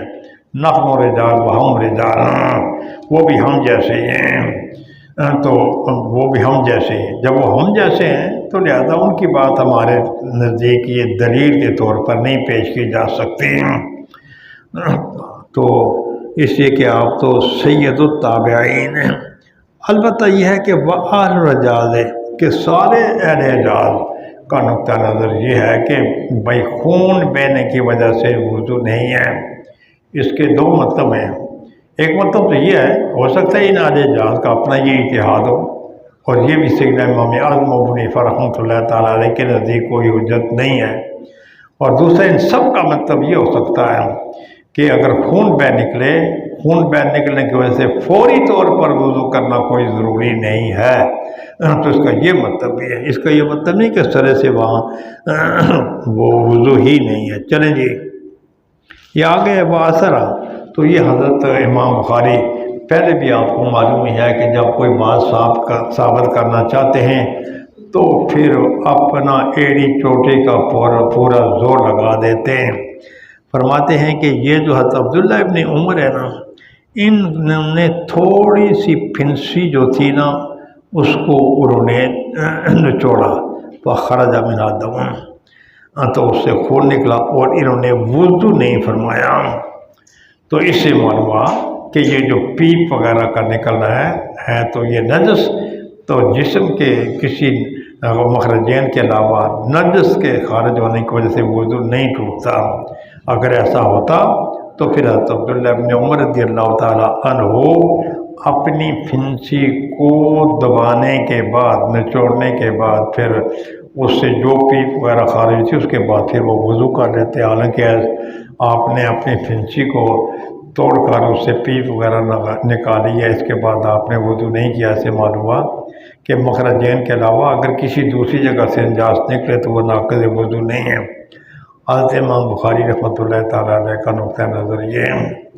اس کے دو جواب ہیں۔ اس کا جواب یہ ہے کہ ہو سکتا ہے وہ جو کچھ نکلا ہے تو وہ وہاں سے صرف وہ پیپ ظاہر ہو رہی ہو، ظاہر ہوئی ہو اور وہ بہ نہ نکلی ہو، تو نجاست کا ظاہر ہونا اس سے تو وضو نہیں ٹوٹتا، بلکہ نجاست ظاہر ہو کر اپنے مکان سے جب بہ نکلے نا تو اس سے وضو ٹوٹتا ہے، تو وہاں تو نجاست ظاہر ہوئی ہے اور وہ بہ کر دائیں بائیں گئی نہیں ہے۔ یا پھر اس کا جواب یہ بھی ہو سکتا ہے، یہ حضرت عبداللہ ابن عمر رضی اللہ تعالیٰ عنہ کا اپنا اجتہاد ہے۔ تو فرماتے ہیں کہ اسی طریقے سے حضرت ابن ابی اوفا، آپ کو خون نکلا اور نماز پڑھتے ہوئے تو آپ نے تھوکا خون میں، تو خون آپ کے تھوک میں خون آ رہا، تو نماز پڑھ رہے ہیں، نماز میں ان کے منہ میں تھوک ہے، وہ خون آیا اور وہ تھوکا، تو تھوکنے کے باوجود بھی وہ نماز پڑھتے رہے۔ اب یہ خون کا ان کے منہ سے نکلنا ہے، اور اس خون کے نکلنے کے باوجود ان کے نماز کا سلسلہ باقی رکھنا، اس سے یہ معلوم ہوتا ہے کہ خروج دم من غیر مخرجین یہ ناقض وضو نہیں ہے۔ تو حضرت امام بخاری کا مطلب یہ ہے۔ اس کے کئی ایک جواب ہیں۔ پہلا جواب یہ ہے کہ آپ ثابت کریں کہ وہ ان کے منہ میں جو خون تھا جب انہوں نے تھوکا تو ان کے تھوک میں وہ خون آیا، خون تھوک پر غالب تھا، یہ آپ ثابت کریں۔ کہ خون تھوک پر غالب تھا، یا کم از کم وہ خون تھوک کے برابر تھا۔ تو جب تک آپ یہ دو باتیں نہیں ثابت کریں گے اس وقت تک آپ کا دعویٰ ثابت نہیں ہو سکتا۔ ہو سکتا ہے کہ وہ ان کے تھوک میں جو خون ہو وہ برائے نام ہو، تو نہ تو خون کا اس پر غلبہ ہو تھوک پر، اور نہ ہی وہ تھوک کے برابر ہو، بلکہ تھوڑا سا خون برائے نام نکلا ہو، تو اس لیے پھر آپ نے اپنی نماز کا سلسلہ برقرار رکھا۔ یا پھر یہ ہے کہ چلو جی تھوڑی دیر کے لیے ہم مان لیتے ہیں کہ وہ جو خون تھا اس کا تھوک پر غلبہ تھا یا وہ تھوک کے برابر تھا۔ اگر ایسے بھی ثابت ہو، پہلے تو ثابت ہی نہیں ہوتا، اگر بالفرض ثابت ہو تو پھر ہم یہ کہہ سکتے ہیں کہ یہ ان کا اپنا ذاتی اجتہاد ہے۔ اس کے بعد حضرت امام بخاری رحمۃ اللہ تعالیٰ علیہ اپنے مدعا پر ایک اور دلیل بھی دیتے ہیں، اور وہ دلیل کیا ہے؟ وہ دلیل یہ ہے کہ حضرت عبداللہ ابن عمر اور حضرت امام حسن بصری یہ فرماتے ہیں کہ جس نے پچھنے لگوائے تو لیس علیہ الا غسل محاجم، تو پھر ایسی صورت میں وہ جو جہاں اس نے پچھنے لگوائے ہیں بس اسی کا دھونا ضروری ہے، وضو کرنا کوئی ضروری نہیں ہے۔ حضرت امام بخاری اپنا مدعا کچھ اس طریقے سے ثابت کرنا چاہتے ہیں، اگر خروج دم یہ ناقض وضو ہوتا پھر پچھنے لگانے کی وجہ سے جو خون نکلا ہے اس کے بعد پھر وضو کرنا چاہیے تھا۔ حالانکہ یہ ہے کہ بھائی صرف خون نکلنے کی جگہوں کو دھویا گیا ہے، وضو کا یہاں ذکر ہی نہیں ہے۔ اس کا جواب یہ ہے کہ بھائی یہ کوئی ضروری نہیں ہے کہ جب پچھنے لگاتے ہوئے خون نکلے تو پھر وہ خون کی جگہوں کے دھونے کے ساتھ ساتھ انسان وضو کر لے۔ وضو تو بعد میں بھی کیا جا سکتا ہے، یہ فوری طور پر اس خون کے ازالے کا حل تھا کہ بس خون کے جہاں سے پچھنے لگوائے وہ خون نکلا اس کو دھو دیا جائے، اس سے یہ لازم نہیں آتا کہ اس سے کوئی وضو بھی واجب نہیں تھا۔ چلیں جی۔ قال حدثنا آدم بن ابي اياس قال حدثنا ابن ابي سيف قال حدثنا سعيد المقبري عن ابي هريره رضي الله تعالى عنه قال قال رسول الله صلى الله عليه وسلم لا يزال العبد في صلاه ما كان في المسجد ينتظر الصلاه ما لم يحدث، فقال رجل اعجمي ما الحدث يا ابا هريره قال صوت يعني دتة۔ حضرت فرماتے ہیں کہ یہ حضرت آقا نامدار صلی اللہ علیہ وسلم نے فرمایا کہ آدمی ہمیشہ اس وقت تک نماز نہیں ہے جب تک وہ کسی دوسری نماز کے انتظار میں بیٹھا ہوا ہے، جب تک وہ بے وضو نہ ہو تو پھر اس کو نمازی ہی متصور کیا جائے گا۔ ایک دیہاتی نے حضرت سیدنا ابو ہریرہ رضی اللہ تعالیٰ عنہ سے پوچھا، اچھا جی آپ بتائیں کہ بھائی حدث کیا ہے؟ تو آپ نے فرمایا کہ حدث جو ہے وہ ذرات ہے۔ کیا مطلب؟ جب ہوا آواز سے خارج ہے۔ اب پہلے دو چیزیں بتائی تھی، فسا بھی اور ذرات دونوں، اب یہاں ایک چیز کو بیان کیا جا رہا ہے۔ یہ کبھی کبھار ایسے ہوتا ہے کسی مشہور چیز کو عادت کے مطابق بیان کر دیا جاتا ہے، اس کا یہ مطلب نہیں ہے کہ بس اب یہ حدث جو ہے وہ صرف آواز کے ساتھ اگر خارج ہو تو وہ ناقض وضو ہے، اس کے علاوہ کوئی اور حدث ہے ہی نہیں ہے۔ چلیں جی۔ قال حدثنا ابو الوليد قال حدثنا ابن عيينة عن الزهري عن عباد بن تميم عن عمه عن النبي صلى الله عليه وسلم قال لا ينصرف حتى يسمع صوتا او يجد ريحا۔ چلیں جی۔ قال حدثنا قتيبة قال حدثنا جرير عن عامش عن منذر ابي على الثوري عن محمد بن حنفية قال قال علي كنت رجلا مزاحا فاستحييت ان اسال رسول الله صلى الله عليه وسلم فامرت المقداد بن الاسود فساله فقال فيه الوضوء ورواه شعبة عن الاعمش۔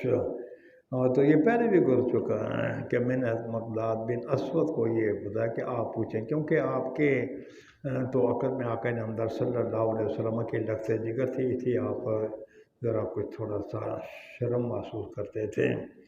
باقی یہ ہے کہ الاسودہ یہ مقداد کی صفت ہے، ابن کی صفت نہیں ہے، تو اس پر زبر پڑھنی ہے۔ چلیں۔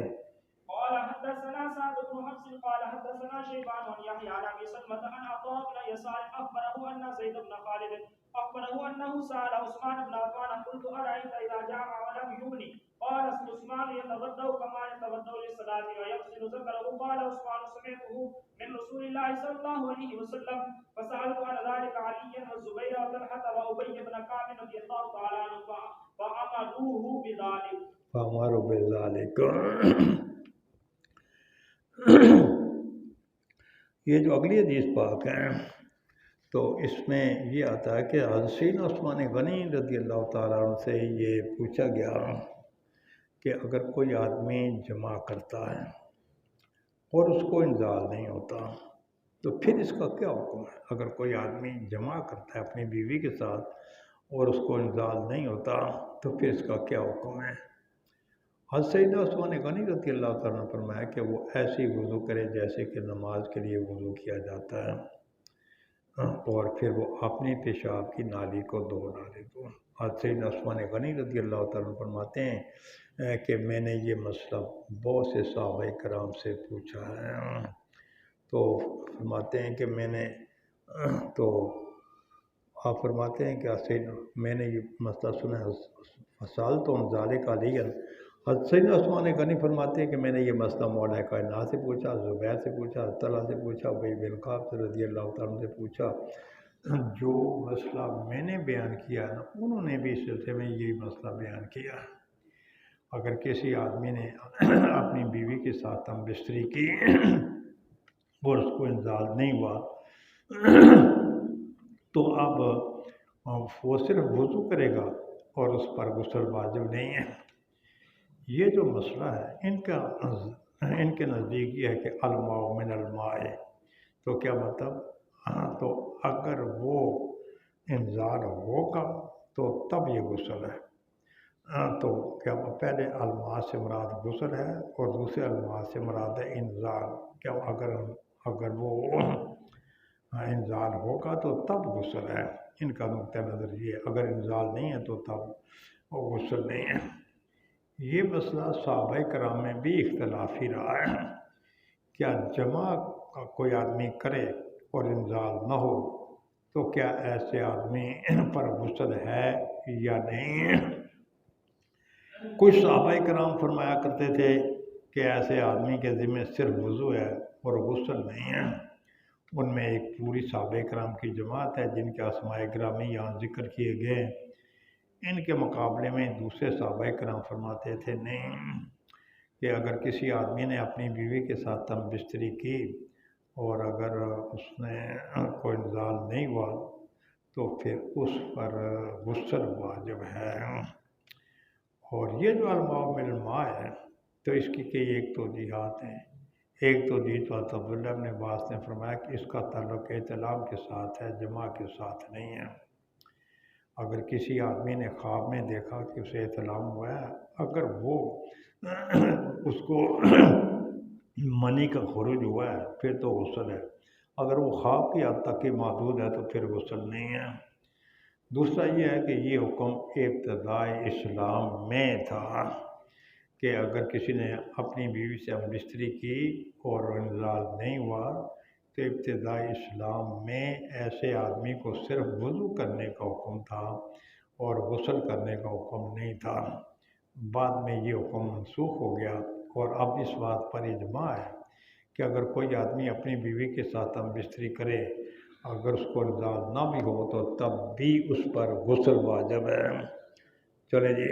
قال حدثنا اسحاق بن منصور قال اخبرنا النضر قال اخبرنا شعبة عن الحكم عن زكوان ابي صالح عن ابي سعيد الخدري ان رسول الله صلى الله عليه وسلم ارسل الى رجل من الانصار فجاء ورأسه يبدو فقال النبي صلى الله عليه وسلم لعلنا اعجلناك فقال نعم فقال قال رسول الله صلى الله عليه وسلم اذا عجلت او قعدت فعليك الوضوء. تابعه وهب قال حدثنا شعبة ولم يقل غندر ويحيى عن شعبة الوضوء. اچھا، تو حضرت ابو سعید خدری رضی اللہ تعالیٰ فرماتے ہیں کہ آقا نامدار صلی اللہ علیہ وسلم ایک انصاری کی طرف تشریف لے گئے اور آپ نے جا کر انصاری کو آواز دی. وہ انصاری آگے ان کے جسم سے ان کے سر سے پانی کے قطرے گر رہے تھے. حضور نے فرمایا شاید ہم نے ہمارے ساتھ جلدی کی. انہوں نے کہا جی ہاں. کیا مطلب؟ بھائی شاید تم اپنی بیوی کی ہم بستری میں مصروف تھے اور ہم نے بلا لیا اور پھر آپ نے یہ جو کام ہے پایا تکمیل تک نہیں پہنچایا اور جلدی سے آپ آ گئے. تو انہوں نے کہا ہاں یا رسول اللہ ایسے ہی ہوا ہے. تو حضور نے فرمایا کہ جب تمہیں جلدی کر دی جائے یا یہ ہے کہ تمہیں انزال نہ ہو تو پھر ایسی صورت میں تم پر وضو ہے. یہ جو نظر ہے ان کے مطابق کی ہے شعبہ نے اور فرماتے ہیں شعبہ نے فرمایا بیان کیا ہم سے شعبہ نے اور انہوں نے غندر کا لفظ نہیں ذکر کیا. غندر اور یحییٰ نے شعبہ سے وضو کا لفظ ذکر نہیں کیا. تو یہاں سے بھی حضرت امام بخاری اور کچھ لوگ اپنا یہ مدعا ثابت کرنا چاہتے ہیں اگر کوئی آدمی ہم بستری کرے انزال نہ ہو تو پھر غسل واجب نہیں. جیسے کہ یہ جو صحابی تھے ان کو حضور نے فرمایا بھائی وضو ہی تھا کیوں اس لیے کہ انزال تو ہوا نہیں تھا. تو اس کا جواب یہ ہے کہ یہ حکم بھی ابتداءً تھا اور بعد میں یہ حکم منسوخ ہو گیا. اب یہ ایک اجماعی مسئلہ ہے کہ اگر کوئی آدمی اپنی بیوی کے ساتھ ہم بستری کرے اور اس کو انزال نہ ہو تو اس پر غسل واجب ہے. چلیں باب الرجل یودع صاحبہ. یہ بات اس بات کے احکام کے بیان میں ہے کہ آدمی اپنے کسی ساتھی کو وضو کروا سکتا ہے. چلیں قال حدثنا ابن سلام قال اخبرنا يزيد بن هارون عن يحيى عن موسى بن عقبة عن قريب مولى ابن عباس عن أسامة بن زيد أن رسول الله صلى الله عليه وسلم لما فاض من عرفة عدل إلى الشعب وقضى حاجته. قال أسامة فجعلت أصب عليه ويتوضأ فقلت يا رسول الله أتصلي؟ قال المصلى أمامك. جی تو فرماتے ہیں المصلی امامک. تو یہ حدیث تو پہلے بھی گزری ہوئی ہے. یہاں مسئلے کو عنوان یہ ہے کہ کوئی آدمی اپنے ساتھی کو وضو کروا سکتا ہے. یہ وضو کے سلسلے میں استعانت کا مسئلہ ہے. کیا وضو کرنے والا کسی دوسرے سے وضو کروانے کے سلسلے میں کوئی مدد طلب کر سکتا ہے یا نہیں؟ اس کی تقریباً 3 صورتیں بنتی ہیں. پہلی صورت تو یہ ہے کہ اس کے پاس پانی نہیں تھا تو پانی منگوا لے بھائی پانی لا کر دے میں وضو کر لوں.